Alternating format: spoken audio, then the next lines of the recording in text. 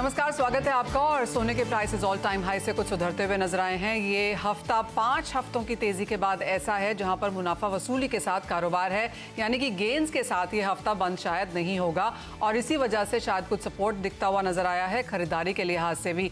काफ़ी सारी ज्वेलर्स ने यहाँ पर काफ़ी सारी स्कीम्स भी निकाली हैं, प्राइसिंग को लेकर, डिज़ाइंस को लेकर और साथ में ऑफर्स को लेकर भी, क्योंकि आने वाले महीने में ना सिर्फ अक्षय तृतीया है जो कि ऑफकोर्स एक बहुत बड़ा फेस्टिवल के तौर पर देखा जाता है सोने की खरीदारी के लिहाज से, लेकिन साथ साथ यहाँ पर शादियों का सीजन भी शुरू हो चुका है। बाजार ऑल फेस्टिवल्स को भी यहाँ पर आता हुआ देखेगा तो उसका कुछ सपोर्ट की एक्सपेक्टेशन है, लेकिन साथ ही साथ गर्मियों की छुट्टियां हैं, इलेक्शन का समय है, हीट वेव की यहाँ पर एडवाइजरीज हैं, तो कितने लोग यहाँ पर बाहर निकलेंगे, किस तरह से इसका काम होगा और कैसे ज्वेलर्स इस पीरियड को यहाँ पर देख रहे हैं, इन सब पर चर्चा करने के लिए हमारे साथ हैं कामा ज्वेलरी के एमडी कॉलिन शाह, जीजेसी के चेयरमैन संयम मेहरा, अनमोल ज्वेलर्स के फाउंडर ईशू दत्वानी और सेंको गोल्ड लिमिटेड के MD and CEO Shubhankar Sen. आप सभी का कार्यक्रम में स्वागत है। संयम, आपसे जानना चाहेंगे, काफ़ी कुछ है यहाँ पर फॉरवर्ड देखने के लिए आने वाले महीने में, लेकिन इलेक्शंस भी हैं, movement of jewellery, precious metals यहाँ पर शायद हम कम होता हुआ देखेंगे, साथ ही साथ वोटिंग भी है, हमने यहाँ पर हीट वेव एडवाइजरीज भी आते हुए देखी हैं, तो काफ़ी कुछ है जो यहाँ पर मई के महीने में हो सकता है। अक्षय तृतीया के साथ साथ मई के महीने के लिहाज से आपकी प्लानिंग क्या है? नमस्ते मनीषा जी। देखिए, जब भी इलेक्शन डिक्लेयर हुए 19 अप्रैल के बाद, फर्स्ट फेज के बाद, जो कस्टमर्स थे, जैसे जो ज्वेलर्स थे, मैन्युफैक्चरर्स, होलसेलर्स, उन्होंने अपनी जो ज्वेलरी की मूवमेंट है उनको रिस्ट्रिक्ट किया हुआ था। गवर्नमेंट से काफी एडवाइजरीज भी आ गई थी कि भाई हम ज्वेलरी की मूवमेंट कर सकते हैं, लेकिन फिर भी एक रिस्ट्रिक्शन थी। जैसे ही तमिलनाडु के अंदर कुछ इलेक्शंस हुए, महाराष्ट्र के अंदर, नागपुर के अंदर हुए, उसके बाद एक वो एरियाज खुलते गए और वहां पर मूवमेंट ऑफ जो कस्टमर की है वो धीरे धीरे बढ़ती गई। और अभी हमने देखा है कि जो रेट्स नीचे घटे हैं उसके वजह से थोड़ी थोड़ी ग्राहकी बढ़ी है। 2300 आने के बाद वापस 2349 डॉलर्स आ गया है, 500-700 रुपए घटा, फिर 500-700 रुपए बढ़ गया। तो अभी ऐसा लग रहा है कि भाव आगे आने वाले टाइम में थोड़ा घटेगा जरूर, लेकिन 10 मई तक यही प्राइस रेंज रहेगी। इस वजह से कंज्यूमर्स वापस दुकानों के अंदर आ रहे हैं, अपनी प्लानिंग कर रहे हैं, जो भी ज्वेलरी है उसकी बुकिंग, फॉरवर्ड बुकिंग हो रही है। और आने वाले टाइम के अंदर जब अक्षय तृतीया आएगा, लास्ट ईयर हमने देखा है कि हर साल Akshaya Tritiya any time 20 to 25 ton के बीच में अक्षय तृतीया के दिन के अंदर सेल्स होती है। इस साल भी वो बरकरार रहेगा, 20 to 22 टन के आसपास सेल्स रहेगी। और अभी भी बाइंग अगर करनी हो कोई कंज्यूमर को तो करने में कोई प्रॉब्लम नहीं है। थोड़े से भाव घट सकते हैं, लेकिन लॉन्ग टर्म इन्वेस्टमेंट के हिसाब से और बाइंग के हिसाब से, चाहे वो ब्राइडल ज्वेलरी के हिसाब से हो या फ्यूचर में 3-4 महीने बाद के अंदर कोई इवेंट हो उसके हिसाब से हो, तो बाइंग अभी भी टाइम पर अच्छी रहेगी। संयम, आपने कहा कि 20 से 25 टन यहाँ पर हर साल बिकता है अक्षय तृतीया के समय में, और वही आप इस बार भी आता हुआ देखेंगे, तो वॉल्यूम आपको लगता है वही की वही रहेगी, लेकिन वैल्यू में एब्सोल्युटली बहुत ज्यादा इजाफा देखने को मिलेगा पिछले साल के मुकाबले? यस, देखो, हमेशा हम सोचते हैं कि अप्रिशिएटिंग वैल्यू है उसके अंदर ही लोग ज्यादा से ज्यादा इन्वेस्ट करते हैं।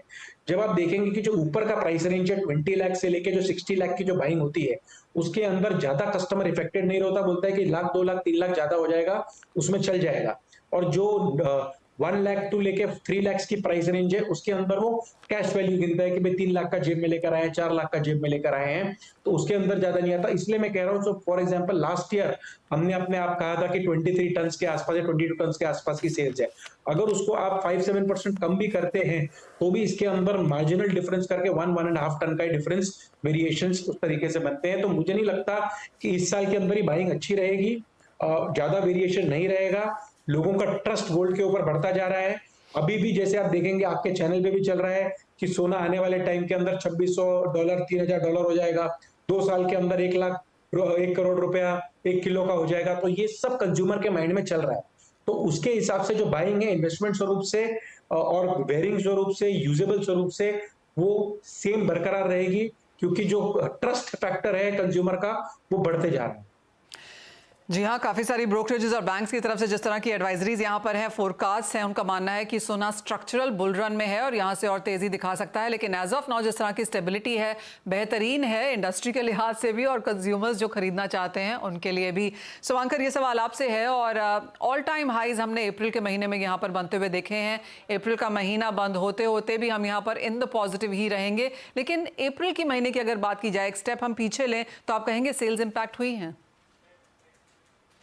देखिए अप्रैल का महीना एक चैलेंजिंग महीना था क्योंकि गोल्ड का प्राइस 65,000 से almost 75,000 which means that 15% jump gold का प्राइस में एक महीने में ले लिए, तो कंज्यूमर्स भी थोड़े दिक्कत में आ जाते हैं, कंफ्यूज हो जाते हैं कि इतना जंप हो गया, क्या करना चाहिए। सो अंदर अंदर में मे बी उन लोगों का खुशी है कि उनके पास जो खरीदा हुआ सोना है, ज्वेलरी है, उसका प्राइस अप्रिशिएट हुआ, बट नया खरीदने में उनको थोड़ा डिसीजन लेने में दिक्कत आता है। तो इट्स बीन स्लो। हम लोग देखें कि वॉल्यूम्स में 20-25% हम लोग का फॉल हुआ है। वैल्यू में मे बी वो फॉल उतना नहीं दिखेगा क्योंकि वैल्यू में वो मेकअप हो रहा है with increase in price, but volume में हम लोग 20% का डाउनफॉल देख रहे हैं। तो अप्रैल का महीना इतना बेहतरीन नहीं गया, तो एक्सपेक्टेशंस ऑफ कोर्स यहाँ पे मई से काफ़ी ज़्यादा है। और अक्षय तृतीया की क्योंकि बात हो रही है, तो शुभांकर किस तरह की प्रिपरेशंस आप कहेंगे आप कर रहे हैं, क्या कैलकुलेशंस हैं अक्षय तृतीया के लिहाज से? सो अक्षय तृतीया को फोकस में रखते हुए हम लोग नए बैंगल्स के कलेक्शंस डिजाइन्स लॉन्च किए। We called it the circle of life because जो हम लोग का बैंगल्स है, हम लोग का कारीगर जो बनाते हैं बंगाल में स्पेशली, वो बहुत ही यूनिक डिजाइन होते हैं। और आज के दिन गोल्ड का प्राइस बढ़ने के लिए we have to make it light weight. 10 gram, 15 gram, 12 gram में सुंदर सुंदर सा बैंगल्स फॉर डेली वेयर के लिए हो या ओकेशंस के लिए हो। फिर डायमंड ज्वेलरी में भी ब्रेसलेट्स एंड एवरीडे वेयर, अभी जो यंग जनरेशन है उनको स्लीक प्रोडक्ट, स्लीक डिजाइन चाहिए, तो उस हिसाब से हम लोग डायमंड और प्लैटिनम में डिजाइन बना रहे हैं। और अभी यही देखना है कि कस्टमर्स का जो नीड है, प्राइस बढ़ गया तो 14 कैरेट 18 कैरेट गोल्ड ज्वेलरी में, प्योरिटी में, उसके साथ with studded with diamonds customers prefer कर रहे हैं क्योंकि उनका बजट तो उस हिसाब से बढ़ा नहीं जितना प्राइस बढ़ा है। तो वो दिमाग में रखते हुए light weight jewellery, everyday where, sleek jewellery, इसके ऊपर हम लोग फोकस करें। ओके कॉलिन, आप किस चीज़ पे यहाँ पर फोकस करेंगे? और आप भी कहेंगे अप्रैल का महीना तो बहुत बेहतरीन नहीं गया, लेकिन मई से एक्सपेक्टेशंस अच्छी खासी हैं। अप्रैल जैसे सबने बताया इतना खास नहीं रहा, और अक्षय तृतीया के लिए कॉशियसली ऑप्टिमिस्टिक है ट्रेड। और जैसे सबने बताया वॉल्यूम नीचे रहेगा, वैल्यू शायद थोड़ा ग्रोथ हो जाए, बट अप्रैल में जून जनरली ऐसे मुश्किल क्वार्टर ही रहेगा इलेक्शन के कारण भी। और जुलाई अगस्त सितंबर जैसे हम जानते हैं वो श्राद्ध और बहुत सारी monsoons, so it's always traditionally slow ही रहा है। और अक्टूबर टू मार्च पिकअप होके जो ग्रोथ इंडस्ट्री का आना है तभी आएगा। इशू आप कैसे देखते हैं आने वाले समय को अब यहाँ से, क्योंकि गोल्ड प्राइसेस में कुछ स्टेबिलिटी जरूर देखने को मिली है। एक व्यू पॉइंट ऑफ कोर्स ये बनता हुआ नजर आया है कि ये स्टेबिलिटी, और जब फेड कट्स आएंगे हम second half of this year में बनते हुए, तो एक बार फिर से यहाँ पर उछाल देखने को मिलेगा। तो कंज्यूमर्स के माइंड में अब यहाँ पर क्या है, और आपको लगता है खरीदारी करने के लिए वो लौटेंगे? तो मेरा जो व्यू है is absolutely contrary to the other panellist. वो इसलिए है कि कोइंसिडेंटली हमारे 38 इयर्स पूरे हुए 4th of April, तो हमने एक ऑफर शुरू किया 38 डेज ऑफ ग्रैटिट्यूड सेल। उसके कारण हमने इस महीने में, अभी तो महीना खत्म भी नहीं हुआ, हमारे 38 साल में maximum sale of gold jewellery in of course in value terms तो है, but even in weight terms we've broken all records. तो we are really business is thriving literally, और even diamond jewelry का हमारा सेल जो है बहुत अच्छा हुआ है। और ये जो ऑफर हमारा है is all the way up to Akshaya Tritiya. तो हम तो बहुत बहुत बिजी हैं, और sales are absolutely rocking, but of course probably the reason is because of our gratitude sale। तो हमारे यहाँ पर मतलब उल्टी गंगा बह रही है इन वे। राइट, उल्टी गंगा बहने का रीजन भी है, जैसे आपने कहा कि जिस तरह के आप ऑफर्स, स्कीम्स और सेलिब्रेशंस यहाँ पर कर रहे हैं, उसका एक फायदा आपको यहाँ पर मिलता हुआ नजर आया है। आगे बढ़े उससे पहले आप सबका भी व्यू लेना चाहेंगे कि आपको कहाँ लगता है कि गोल्ड प्राइसेस कहाँ जा सकते हैं। तो संयम, आपको क्या लगता है कहाँ जा रहे हैं प्राइसेस, और इस साल के एंड तक कहाँ देखने को मिल सकते हैं? देखिए, अभी के लिए मुझे लग रहा है कि 10th मई तक प्राइसेस आप देखेंगे कि $20-25 ऊपर नीचे, लेकिन गोल्ड एक बारी 2178 जो 50 डेज 60 डेज की जो मूविंग एवरेज है, वहां तक एक बार नीचे आना चाहिए $2200 $2178 तक। उसके बाद सांस लेगा, फिर स्टीम आएगी, एंड ईयर एंडिंग के अंदर $2550 या $2600 के आसपास आपको दिवाली के बाद देखने के अंदर गोल्ड रेट्स मिल सकते हैं, लेकिन एक बार ये भाव वापस $150 यहाँ से नीचे आएगा एक बार नीचे, यानी कि अगर रुपी टर्म्स में देखेंगे तो 68 will be the new base now, and on the upper end it will be close to 75,000, 76,000. तो 68 से 75 की रेंज यहाँ पर सोने के प्राइसेस में इस साल में बन सकती है। शुभंकर, आप कैसे देखते हैं और आपको क्या लगता है सोने के प्राइसेस कहाँ जा रहे हैं? देखिए, ये एक क्वेश्चन बहुत ही अच्छा क्वेश्चन है। आई थिंक ये जो आंसर है एवरी वीक इसका आंसर हम लोग को रिव्यू करना पड़ेगा। अगर आप देखें तो ये वीक में हम लोग देखें कि गोल्ड का प्राइस एक दिन में 2-2.5 हज़ार फॉल हो गया। तो इसमें एक दिन 2 दिन में कंज्यूमर का इंटरेस्ट काफी बढ़ गया, कंज्यूमर्स का क्वेरीज बढ़ गए कि अभी खरीदना चाहिए, अभी खरीदने का राइट मोमेंट है, इतना प्राइस थोड़ा नीचे आ गया इतना जल्दी। तो हम लोग बोल रहे हैं कि देखिए आपको बाय ऑन एवरी डिप्स आपको करना चाहिए, क्योंकि एट द सेम टाइम अगर आप देखो यूएस ने एक बजट पास किया जहाँ पे वो इजराइल को, वो यूक्रेन को, वो ताइवान को भी फंड्स देंगे उनका डिफेंस सिस्टम स्ट्रॉन्ग करने के लिए।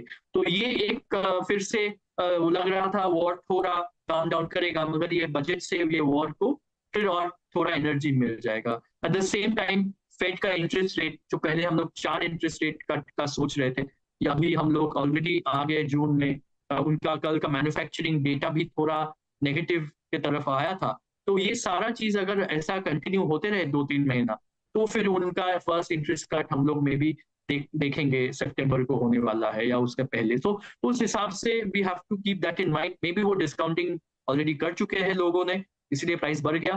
पर कभी भी कुछ भी अगर थोड़ा भी टेंशन इंक्रीज हो जाए तो प्राइस फिर से जंप अप कर पाएगा। तो we have to keep that in mind.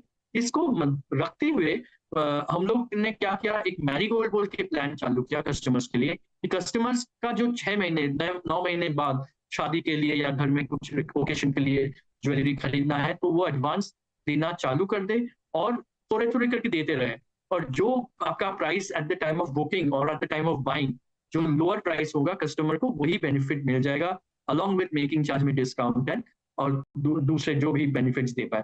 तो ये कस्टमर्स को थोड़ा मन में शक्ति देगा और मन में वो थोड़ा कंफर्ट देगा कि हाँ, हम लोग का जो बाइंग प्लान है वो हम लोग बेस्ट एफर्ट से कर पाए। जी हाँ, कंज्यूमर्स को मन में शक्ति देने की बहुत ज़्यादा ज़रूरत है। जिस तरह के प्राइस राइज हमने यहाँ पर आते हुए देखे हैं, क्लियरली लोगों के बजट से यहाँ पर डगमगा ही गए हैं। कॉलिन, आप कैसे देखते हैं और आपको भी लगता है, आप पहले तो कोल प्राइसेस कहाँ जाता हुआ देखते हैं, और आपको भी लगता है कि कस्टमर्स को ल्योर करने के लिए थोड़ी सी हैंड होल्डिंग, थोड़े से ऑफर्स, कुछ डिस्काउंट्स यहाँ पर देने पड़ेंगे? जैसे संयम और शुभंकर दोनों ने जो बोला वो एक्चुअली एब्सोल्युटली सही है कि एक करेक्शन आएगा जरूर अगले 1-2 महीने में, but long term view bullish ही है, बिकॉज जो डेटा जियोपॉलिटिकल डेटा है और जो यूएस से भी लगभग हमारे जितने भी कस्टमर्स है, रिटेलर्स है जो वहाँ पे ऑन द ग्राउंड, जिसके बहुत सारे चेन स्टोर्स है, वो लोग सबका ये मानना है कि ये साल लास्ट ईयर से वीक रहेगा in terms of manufacturing, unemployment, domestic consumption plus election. So अगर यूएस का डेटा वीक रहा तो गोल्ड बुलिश ही रहेगा, और चाइना अभी तक पूरी तरह से ऐसे बाहर नहीं निकला है उनका इकोनॉमी, तो वहाँ भी सेफ हेवन एक सोना ही है और बहुत जबरदस्त बाइंग हो रही है even in a dire economic situation, because वहाँ रियल एस्टेट से सबका ऐसे कॉन्फिडेंस हिल गया है और स्टॉक मार्केट वहाँ पे लो पे है। सो जो कंज्यूमर है वहां पे सोने में पैसा डाल और इंडिया में एक जो गोल्ड का एपेटाइट है, आज देखोगे तो लास्ट 10-20 साल से कितना भी रेट अपन लोग जो देख रहे हैं 3000 से आज ये रेट पे आ गया है, तो भी हमारा 600, 700, 800, 900 टन का कंजम्पशन हर साल होता ही है। सो मेरा एटलीस्ट वो ही रहेगा कि कंजम्पशन होगा, अगले 3 महीना डिफिकल्ट है बट सीजन टाइम में फॉर श्योर होगा। और जैसे ईशू ने बताया थोड़ी गंगा उल्टी बहेगी और बहुत कुछ डील्स और ये सब देने की एक्चुअली जरूरत नहीं है। सो मेरा राय वही रहेगा कि consumer will be back in a big way. Ishu, आप कैसे देखते हैं गोल्ड प्राइसेस को अब इस साल के अंत तक? तो आई डू फील कि अभी एक रिएक्शन, क्योंकि जब इतनी तेजी से बढ़ता है तो एक रिएक्शन तो आता ही है, थोड़ा आया और मैं देखता हूं ये शायद 2200 तक एक बार जा सकता है, लेकिन आगे डेफिनेटली बुलिश है। इंटरेस्ट रेट कम होगा, towards the end of the year भाव बढ़ना है, और ये सेंटिमेंट जो है सिर्फ हमारा नहीं है, कंज्यूमर का बहुत स्ट्रॉन्ग सेंटिमेंट है। तो लाइक आई सेड, हमारा इस महीने रिकॉर्ड सेल्स हुआ।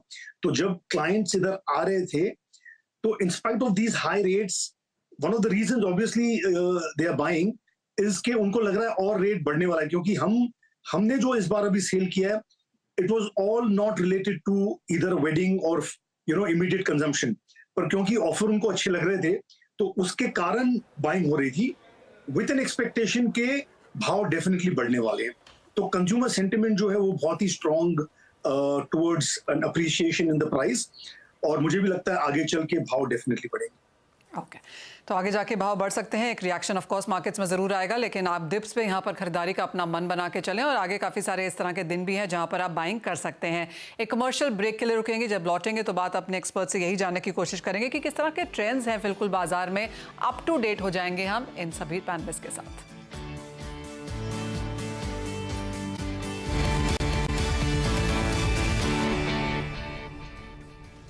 हर साल, हर सीज़न, हर त्यौहार पर हम देखते हैं कि ज्वेलर्स की तरफ से यहाँ पर नए लॉन्चेस, नए डिज़ाइंस और नए थीम्स आते हैं। टेम्पल ज्वेलरी एक समय पे बहुत चलती थी, फिर पोल्की बहुत ज़्यादा चली, उसके बाद सॉलिटर्स हमने यहाँ पर बनते हुए देखे। डायमंड्स में लोगों का इंटरेस्ट है क्योंकि प्राइसेस यहाँ पर ठीक ठाक हुए। लैब ग्रोन डायमंड्स का चैनल पिछले कुछ सालों में हमने यहाँ पर अब आता हुआ देखा है। शुभांकर, अब आप यहाँ पर किस तरह के ट्रेंड्स बनते हुए देख रहे हैं इस साल के लिए?